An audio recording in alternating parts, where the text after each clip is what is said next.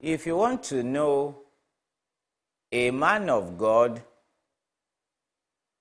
the content, the quality, then how sharp spiritually that man of God is, the best subject that you can ask him to teach is the subject of faith.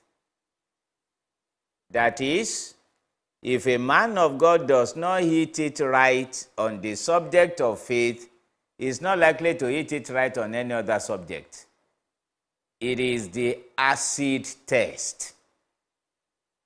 You know, in Mark chapter 4, Jesus made a statement when he talked about the parable of the sower. This is what he said when he was interpreting it to the disciples. Around that verses 11 and 12.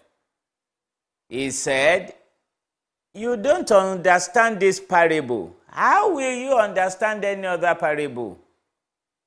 That is, the parable of the sower unlocks other parables, explains the understanding of other subjects. So if you see anyone that is not a sharpshooter on the subject of faith, I will be hesitant to follow him on any other subject, because the subject of faith is the acid test for every other. So won't hit it right in any other. The subject of faith is very important. Pastor, why do we study the subject of faith?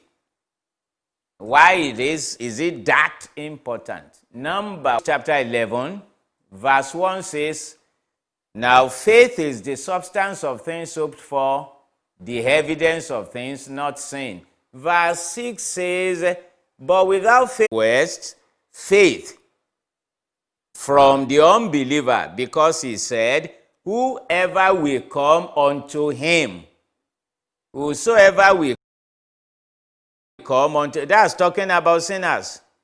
So God even expects sinners to believe. We will naturally be prone to say, without holiness it's impossible to please him. But it says without faith. Why is that, Pastor? Purely God of faith. That is who he is. He is a God of faith. You can't please him any other way. Give all your money, empty your bank account for the sake of the gospel. That is how much God is. He is a God of faith. You can't please him any other way.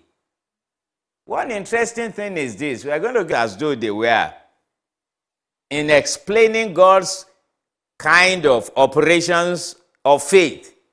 He says God calls the things